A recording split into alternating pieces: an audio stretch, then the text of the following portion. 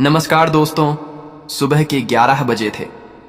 शहर के सबसे बड़े बैंक प्रगति बैंक में एक साधारण से कपड़े पहने हुए बुजुर्ग व्यक्ति, जिनके हाथ में एक पुराना सा लिफाफा था, अंदर दाखिल होते हैं। जैसे ही वह बैंक में प्रवेश करते हैं, अंदर मौजूद सभी ग्राहक और बैंक कर्मचारी उन्हें अजीब नजरों से देखने लगते हैं। इस बुजुर्ग व्यक्ति का नाम था देवराज। देवराज जी के एक हाथ में छड़ी थी और दूसरे में वही पुराना लिफाफा। वह धीरे धीरे ग्राहकों के लिए बने काउंटर की तरफ बढ़ते हैं। इस काउंटर पर एक महिला कर्मचारी बैठी थी जिसका नाम था प्रिया। बैंक के अंदर मौजूद हर व्यक्ति की निगाहें देवराज जी पर टिकी हुई थीं। धीरे धीरे देवराज जी प्रिया के पास पहुंचते हैं और बड़ी विनम्रता से कहते हैं, देखिए बेटी, मेरे खाते में कुछ गड़बड़ हो गई है। लेकिन प्रिया देवराज जी के कपड़ों को देखकर उन्हें परखती है और कहती हैं, बाबा, कहीं आप गलत बैंक में तो नहीं आ गए? मुझे नहीं लगता कि आपका खाता इस बैंक में होगा। तभी देवराज जी सहजता से कहते हैं, बेटी, एक बार तुम देख तो लो। प्रिया लिफाफा रखते हुए उनसे कहती है, बाबा, इसमें थोड़ा समय लगेगा। देवराज जी वहीं खड़े होकर इंतजार करने लगते हैं। थोड़ी देर तक इंतजार करने के बाद वह दोबारा कहते हैं, बेटी, अगर तुम थोड़ी व्यस्त हो तो तुम मैनेजर विजय को फोन कर दो। सीमा ना चाहते हुए भी फोन उठाती है और मैनेजर विजय को बताती है कि एक बुजुर्ग व्यक्ति उनसे मिलना चाहते हैं। मैनेजर विजय देवराज जी को दूर से ही देखता है। मैनेजर विजय फोन पर प्रिया से पूछता है, क्या यह हमारे बैंक का ग्राहक है या ऐसे ही कोई मुंह उठाकर चला आया है? प्रिया कहती है, सर, यह बात तो मुझे नहीं पता, लेकिन यह आपसे मिलने की बात कर रहे हैं। तब मैनेजर विजय कहता है, ऐसे लोगों के लिए मेरे पास समय नहीं है। तुम ऐसा करो, इन्हें बिठा दो, थोड़ी देर बैठकर यहां से चले जाएंगे। प्रिया देवराज जी को वेटिंग एरिया में बैठा देती है। चरणदास जी वहां से टहलते हुए वेटिंग एरिया की तरफ चले जाते हैं और कोने में रखी एक कुर्सी पर जाकर बैठ जाते हैं। सभी लोग अभी भी चरणदास जी की तरफ देख रहे थे, क्योंकि वहां जितने भी ग्राहक आते थे वे सूट बूट में होते थे, जबकि चरणदास जी ने साधारण कपड़े पहन रखे थे। देखने से भी नहीं लग रहा था कि उनका खाता इस बैंक में होगा, क्योंकि इस बैंक में अमीर लोगों के खाते होते थे। इसी वजह से चरणदास जी आकर्षण का केंद्र बन गए थे और सभी लोग उन्हें घूर घूर कर देख रहे थे और उनके बारे में तरह तरह की बातें बना रहे थे। ये बातें चरणदास जी को भी सुनाई देती हैं, लेकिन वह इन सभी चीजों को अनदेखा करते हैं और अपना नंबर आने का इंतजार करते रहते हैं। वह सोचते हैं कि थोड़ी देर में मैनेजर आएगा और मैं उससे बात कर लूंगा। बैंक के अंदर एक और व्यक्ति छोटी पोस्ट पर काम करता था, जिसका नाम था अमित। अमित अभी बाहर गया हुआ था और जैसे ही वह बैंक के अंदर आता है तो वह देखता है कि एक बुजुर्ग व्यक्ति वेटिंग एरिया में बैठा हुआ है, जिसकी तरफ सभी लोग देख रहे हैं और उसके बारे में तरह तरह की बातें कर रहे हैं। कोई उसे भिखारी कह रहा है तो कोई कह रहा है कि इस बैंक में तो इसका खाता हो ही नहीं सकता और ये यहाँ कैसे आ गया, ऐसे लोगों को इन लोगों ने क्यों बैठा रखा है। इस तरह की बातें उनके बारे में चल रही थीं। अमित ये सभी बातें सुन लेता है। इसके बाद अमित सीधा चरणदास जी के पास जाता है और बड़े आदर भाव से उनसे पूछने लगता है, बाबा, आप यहाँ क्यों आए हो और क्या काम है आपको? अमित को यह सब कुछ बहुत बुरा लगता है। वह बुजुर्ग व्यक्ति की हालत देखकर थोड़ा परेशान हो जाता है और इसी वजह से उनसे पूछने गया था। चरणदास जी अमित को बताते हैं, मुझे मैनेजर से मिलना है और उससे मुझे कुछ काम है। ये बात सुनकर अमित उनसे कहता है, ठीक है बाबा, आप थोड़ी देर यहां इंतजार करो, मैं अभी मैनेजर से बात करके आता हूं। इसके बाद अमित मैनेजर सुनील के केबिन में जाता है और उन्हें उस बुजुर्ग व्यक्ति के बारे में बताता है। लेकिन मैनेजर सुनील पहले से ही उस बुजुर्ग व्यक्ति के बारे में जानता था और कहने लगता है, मुझे पता है, मैंने ही उसे वहां बिठा रखा है। थोड़ी देर वहां बैठेगा और बैठने के बाद वहां से चला जाएगा। इसके बाद मैनेजर सुनील अमित को कोई और काम बता देता है और कहता है, तुम अपना काम कर लो और तुम्हें इस चीज से कोई मतलब नहीं है। अब अमित दूसरे काम में लग जाता है और धीरे धीरे उस बुजुर्ग व्यक्ति को वहां बैठे हुए लगभग 1 घंटा हो गया था। 1 घंटे तक बुजुर्ग व्यक्ति अपना धैर्य रखते हैं, लेकिन उसके बाद उन्हें यह बात सहन नहीं होती। वह खड़े होते हैं और मैनेजर सुनील के केबिन की तरफ बढ़ने लगते हैं। जैसे ही वह मैनेजर सुनील के केबिन की तरफ बढ़ते हैं, मैनेजर देखता है कि वह बुजुर्ग व्यक्ति उसके पास ही आ रहा है, तो वह फौरन अपने केबिन से बाहर निकलता है और उस बुजुर्ग व्यक्ति के सामने खड़ा हो जाता है और अकड़ते हुए पूछने लगता है, हाँ बाबा बताइए, आपको क्या काम है। चरणदास जी अपना लिफाफा आगे बढ़ाते हुए कहने लगते हैं, बेटा ये देखो, मेरे बैंक अकाउंट की डिटेल इसके अंदर है और मेरे बैंक अकाउंट से कोई भी लेन देन नहीं हो पा रही है। आप देखकर ये बताइए कि इसमें क्या दिक्कत है। अब इस बात को सुनकर मैनेजर सुनील थोड़ी देर तक सोच विचार करता है और कहता है, बाबा जब किसी बैंक अकाउंट में पैसे नहीं रहते तो ऐसा ही हो जाता है। मेरे ख्याल से आपने भी अपने अकाउंट में पैसे जमा नहीं करवाए होंगे और इसी वजह से आपके अकाउंट की लेन देन रोक दी गई है। इसके बाद बुजुर्ग व्यक्ति बड़े ही विनम्र भाव से कहने लगते हैं, बेटा पहले तुम एक बार अकाउंट को चेक तो कर लो, उसके बाद ही कुछ मुझे बताओ तो ही अच्छा रहेगा। इस तरह से तुम कैसे बता सकते हो। तो मैनेजर सुनील हंसने लगता है और हंसते हुए कहता है, बाबा ये सालों का अनुभव है और सालों से मैंने यही काम किया है। आप जैसे लोगों की शक्ल को देखकर मैं बता देता हूं कि कौन व्यक्ति किस तरह का है, किसने अपने अकाउंट में कितना पैसा जमा किया होगा। तो आपके अकाउंट में तो मुझे कुछ भी दिखाई नहीं दे रहा और मैं चाहता हूं कि अब आप यहां से चले जाओ। सभी ग्राहक आपकी तरफ देख रहे हैं और बैंक के अंदर एक अलग तरह का माहौल बन रहा है। इसके बाद चरणदास जी उस लिफाफे को उसकी टेबल पर रखते हैं और कहते हैं, ठीक है बेटा, मैं तो चला जाऊंगा, लेकिन तुम इस लिफाफे में जो भी डिटेल लिखी हुई है उनको एक बार जरूर देख लेना। ऐसा कहकर चरणदास जी वहां से जाने लगते हैं और जाते जाते जैसे ही वह गेट पर पहुंचते हैं तो फौरन मुड़कर कहते हैं, बेटा तुम्हें यह सब कुछ करने का बहुत बुरा नतीजा भुगतना पड़ेगा। ऐसा कहकर चरणदास जी बैंक के मुख्य द्वार से बाहर निकल गए और टहलते टहलते वहां से चले जाते हैं। इसके बाद जब मैनेजर सुनील को यह बात सुनाई देती है कि तुम्हें बहुत कुछ भुगतना पड़ेगा तो थोड़ा सा तो उसे लगता है, लेकिन फिर वह सोचता है कि बुढ़ापे में ऐसे ही कह दिया होगा, कोई भी कैसी भी दिक्कत नहीं है। मैनेजर सुनील अपने काम पर चला जाता है। इधर टेबल पर वह लिफाफा पड़ा हुआ जिस लिफाफे के अंदर बुजुर्ग व्यक्ति के बैंक अकाउंट की डिटेल थी। इसके बाद जो अमित होता है वहां से उस लिफाफे को उठा लेता है और अपने कंप्यूटर के सर्वर में लॉग इन करके उस लिफाफे के अंदर दी गई जानकारी के हिसाब से ढूंढने लगता है। ढूंढने के बाद जब पुराना रिकॉर्ड खंगाला जाता है तो उसे पता चलता है कि यह जो व्यक्ति यहां पर आया था यह इस बैंक का एक तरह से मालिक ही है, क्योंकि इस बैंक के 60% शेयर इनके पास ही हैं।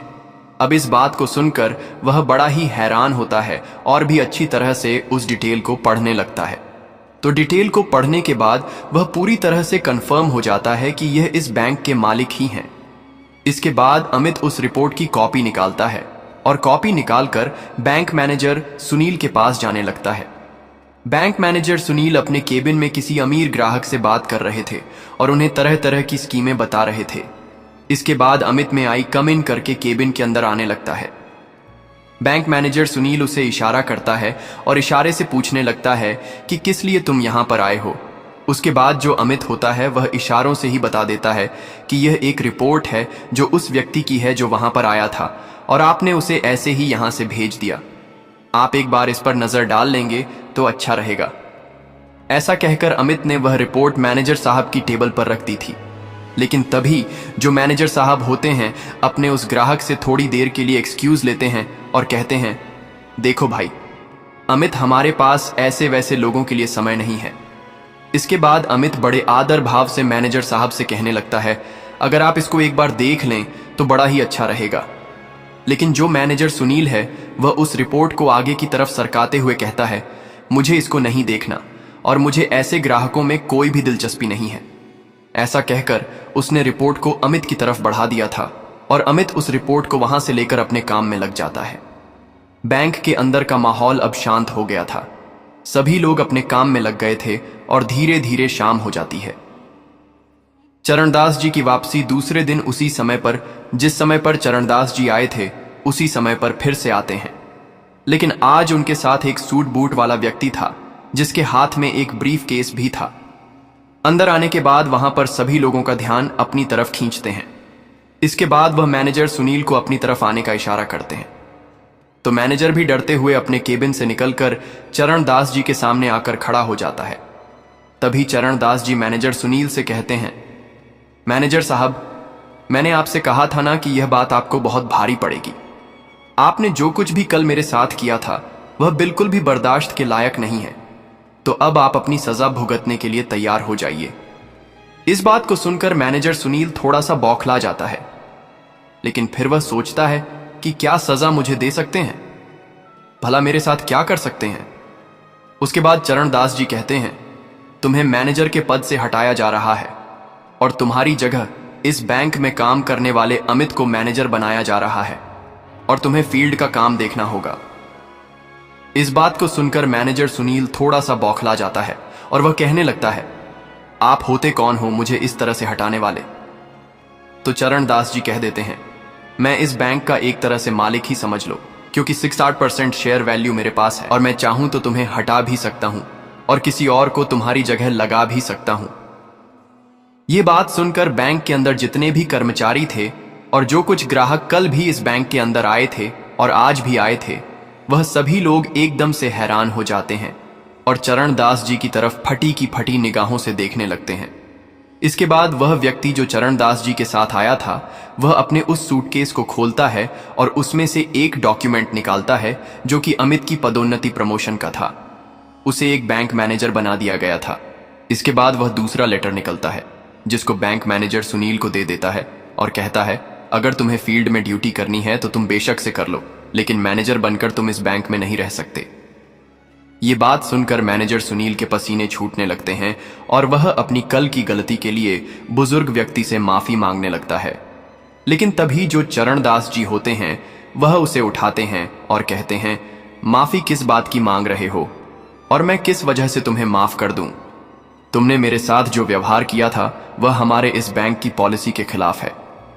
क्या तुमने कभी भी इस बैंक की पॉलिसी नहीं पढ़ी? यहां पर गरीब और अमीर में कोई भी फर्क नहीं किया जाएगा और सभी को एक ही पलड़े में तोला जाएगा। दरअसल इस बैंक की स्थापना चरणदास जी ने ही की थी और उन्होंने यह बात पहले ही घोषित कर दी थी कि इस बैंक के अंदर किसी को भी गरीब नहीं समझा जाएगा और ना ही किसी को ज्यादा अमीर समझा जाएगा। सभी के साथ सामान्य व्यवहार किया जाएगा और कोई भी बैंक का स्टाफ ऐसा करता है तो उसके खिलाफ कड़ी से कड़ी कार्रवाई की जाएगी। तो चरणदास जी कहते हैं, वह तो मैं तुम पर रहम कर रहा हूं कि तुम्हें काम करने योग्य छोड़ रहा हूं, वरना मैं चाहूं तो तुझे यहां से हटा भी सकता हूं। जो तुमने मेरे साथ किया है वह बिल्कुल भी किसी के साथ नहीं होना चाहिए।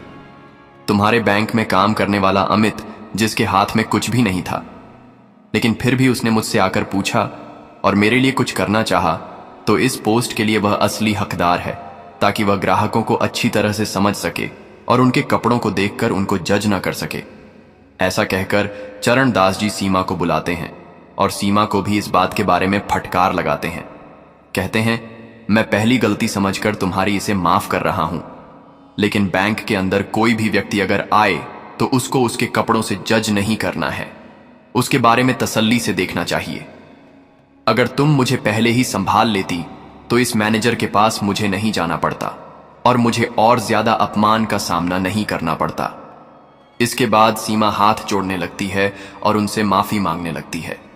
कहती है, बाबूजी मुझे माफ कर दो, मुझसे बहुत बड़ी गलती हो गई और आगे से आपको ऐसा कुछ भी देखने को नहीं मिलेगा।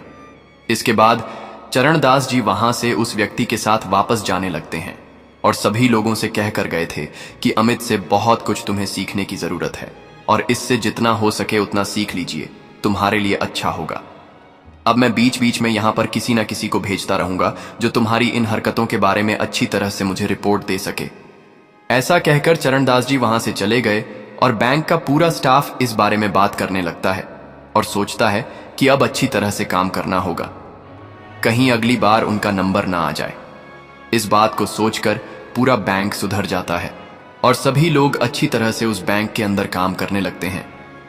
चरणदास जी का यह कारनामा चारों तरफ फैल गया था और सभी लोग उस बैंक की बढ़ाई करने लगते हैं और कहते हैं कि मालिक हो तो ऐसा हो, वरना बेशक से ना हो, क्योंकि ज्यादा मालिक अपने बैंक को खोल कर चले जाते हैं।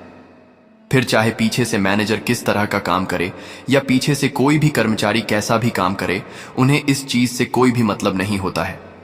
लेकिन चरणदास जी ने अपने मालिक होने का पूरा कर्तव्य निभाया और उस बैंक के कर्मचारियों को एक अच्छा सबक सिखाया। चरणदास जी के बारे में आपकी क्या राय है और अमित के बारे में आप क्या कहना चाहेंगे? अपनी राय कमेंट बॉक्स में लिख सकते हैं और लोगों के साथ साझा कर सकते हैं। अगर आपको वीडियो अच्छी लगी तो वीडियो को लाइक और चैनल को सब्सक्राइब जरूर करें, ताकि हमें थोड़ा सा हौसला मिले आप लोगों के लिए ऐसे ही अच्छे अच्छे वीडियो बनाने के लिए। इन कहानियों को सुनाने का उद्देश्य किसी को परेशान करना बिल्कुल भी नहीं है। यह कहानी आपको इसलिए सुनाई जाती है ताकि आप लोग इन कहानियों में से कुछ ना कुछ सीख सको और अपने जीवन में उस चीज को लागू कर सको। तब तक के लिए जय हिंद,